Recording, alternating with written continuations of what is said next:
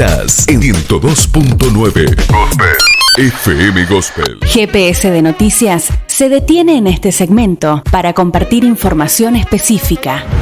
Una temática, 1000 preguntas y la persona idónea para responderlas. GPS de Noticias.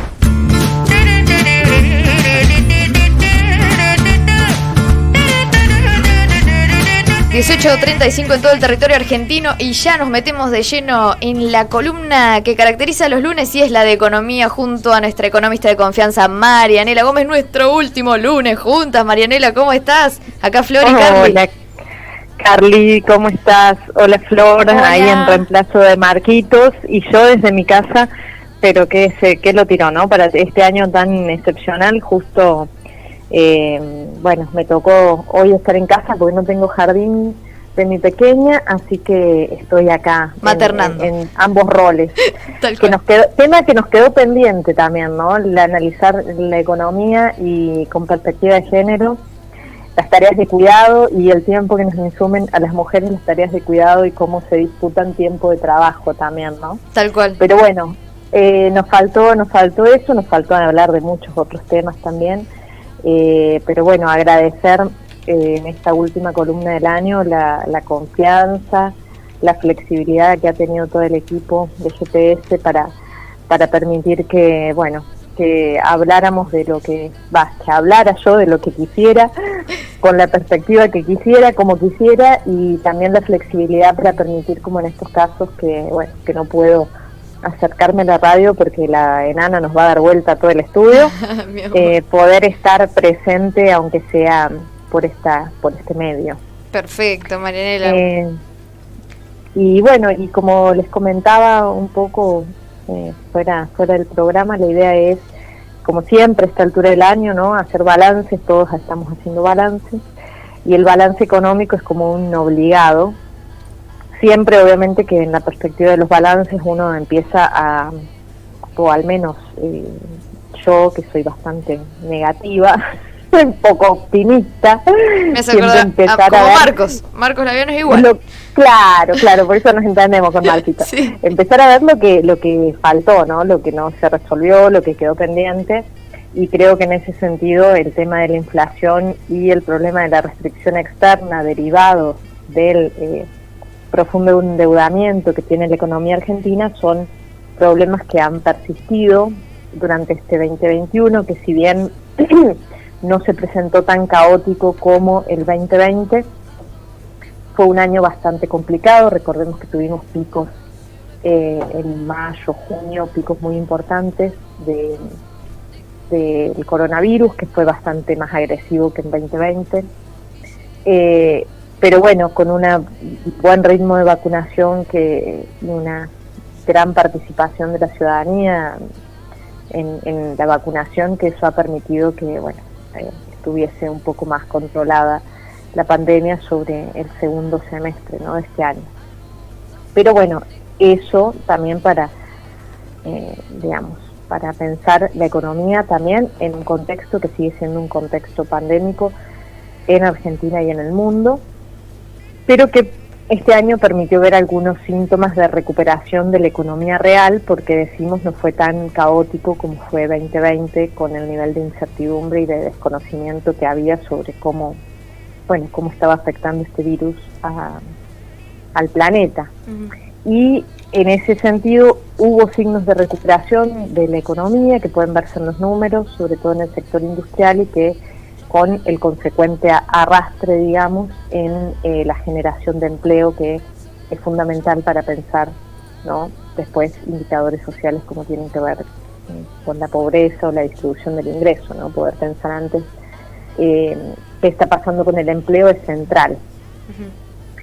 Uh-huh. Y ustedes me dicen si me quieren cortar, porque no las estoy viendo, si me quieren hacer alguna preguntita, me interrumpen. Sí, me vale.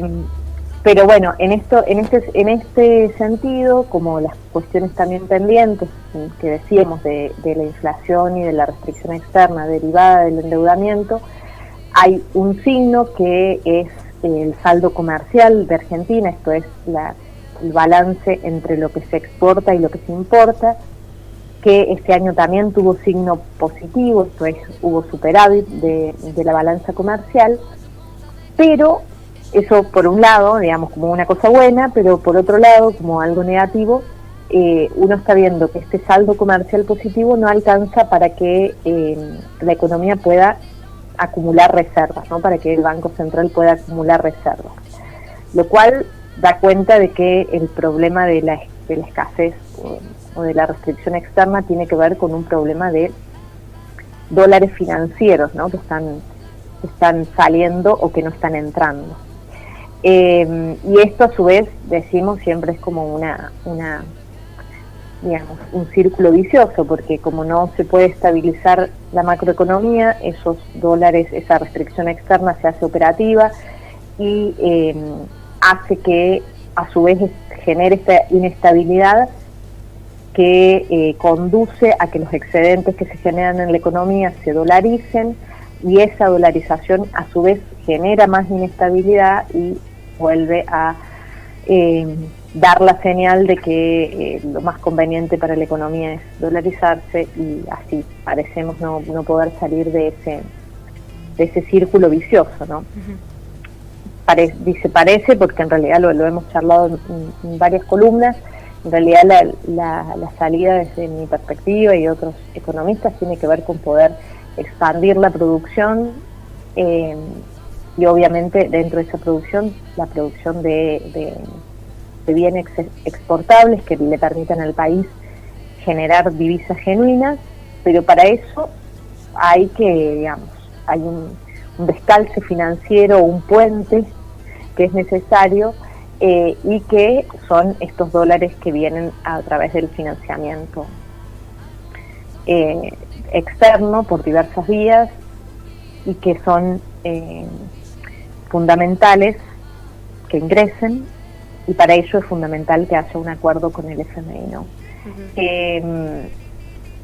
Digo, para que la economía genere estas divisas genuinas, eso necesita tiempo. Para ese tiempo es necesario generar acuerdos sustentables de deuda con los acreedores, y para eso, o una vez que se consiguen estos acuerdos sustentables, es que ingresan estos dólares que son necesarios para poner a producir la economía, ¿no? Pero bueno, como también hemos dicho en varias columnas a lo largo de todo el año, con la situación de endeudamiento, de mega endeudamiento en la que se encuentra la Argentina, es muy complicado resolver todo esto, ¿no? Una postura del FMI que parece no ser bastante indiferente a la realidad que tiene hoy Argentina y en la que quedó el gobierno actual tras el préstamo histórico que el FMI hizo sin pedir absolutamente nada, ¿no?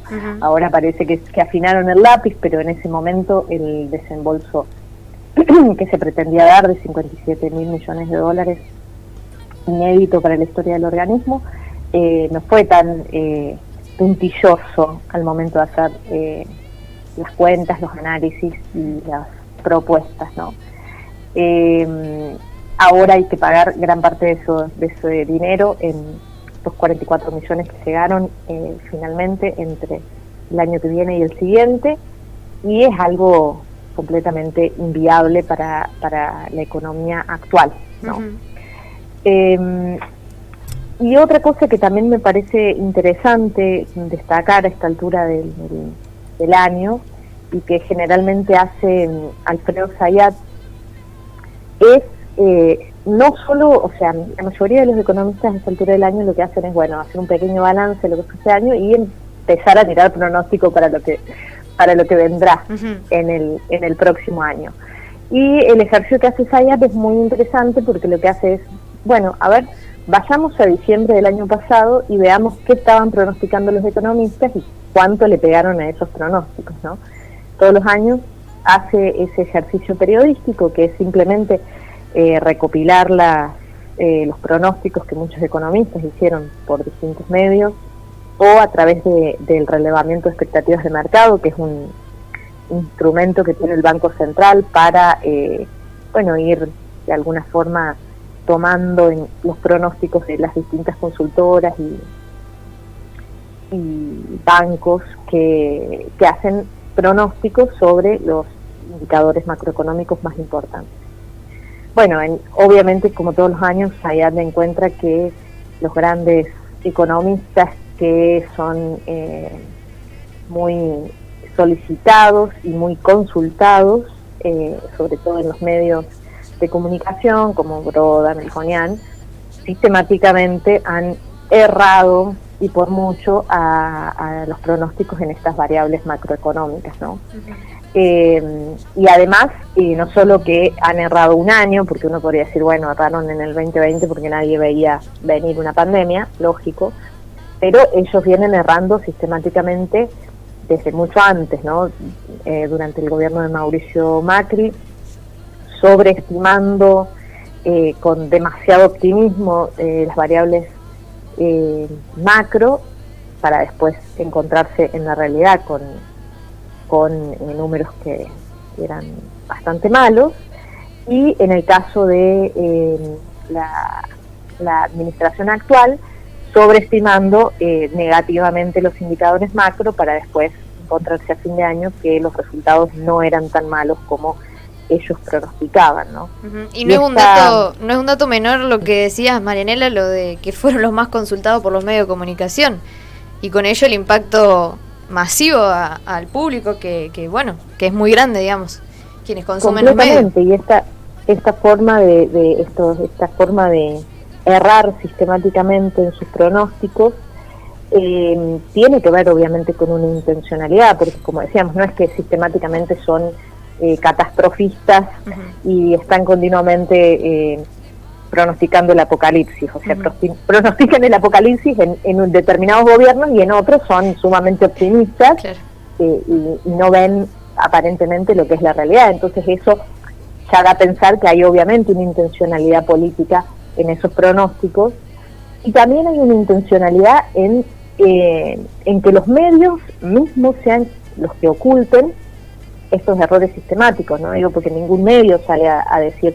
no vamos a consultarlo a Melconian porque el año pasado le erró fiero con los pronósticos que hizo, sino que lo siguen consultando, ¿no? Y eso obviamente que ese mecanismo también devela intencionalidades políticas. Para ir puntualmente, obviamente que en el único indicador del que se pueden tomar gran parte de estos analistas o estos pronósticos tiene que ver con el de la inflación, que pronosticaban alrededor del 50%, de hecho la inflación para este año va a terminar en el 51%, lamentablemente, pero el indicador de crecimiento del PBI, que es un indicador también completamente central para la macroeconomía, la mayoría de los pronósticos promediaban un 4,7% de crecimiento del PBI, y la realidad muestra que a fin de 2021 el crecimiento del PBI para este año va a rondar el 10%.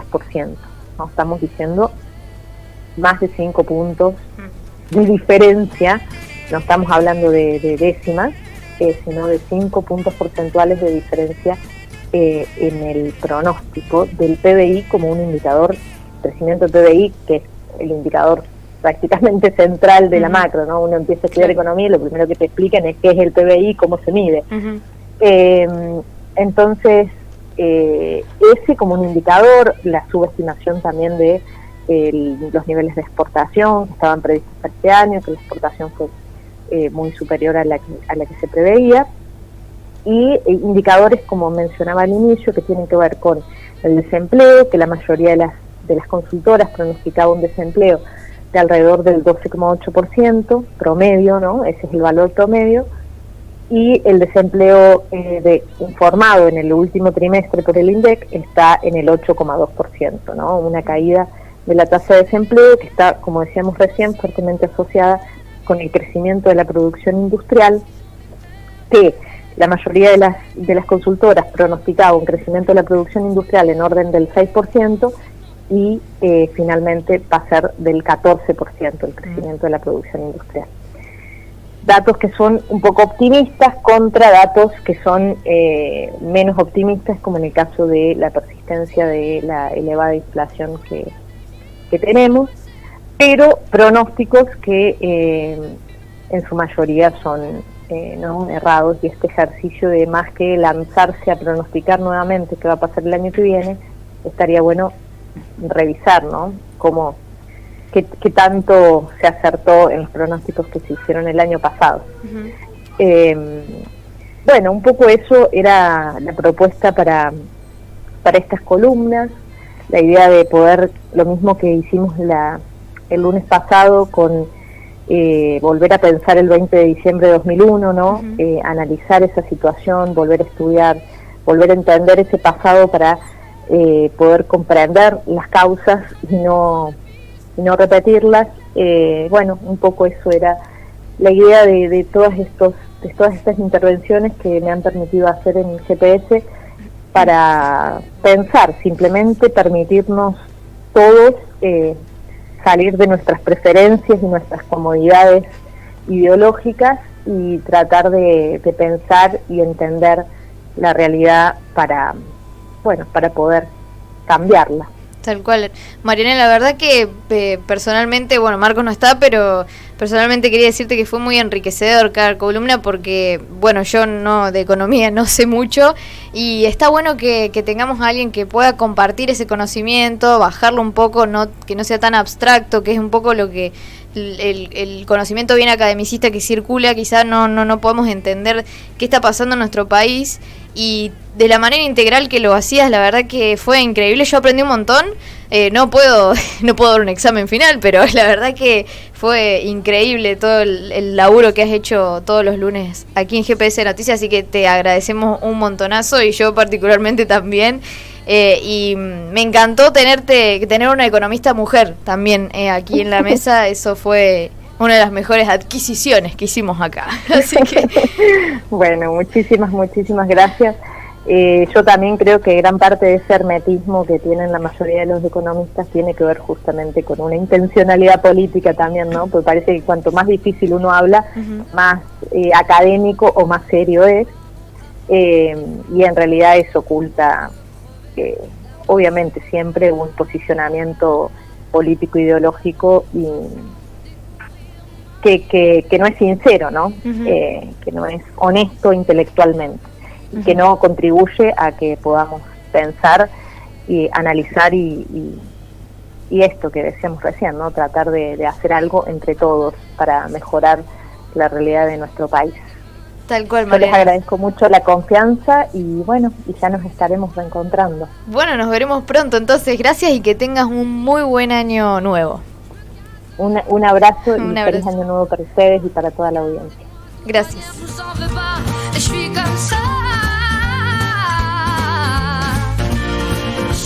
Así pasó por el aire de GPS de Noticias con su columna de balance económico del 2021 Marianela Gómez, donde nos comentó sobre la economía argentina actual y más que nada en este contexto de pandemia que todavía seguimos viviendo.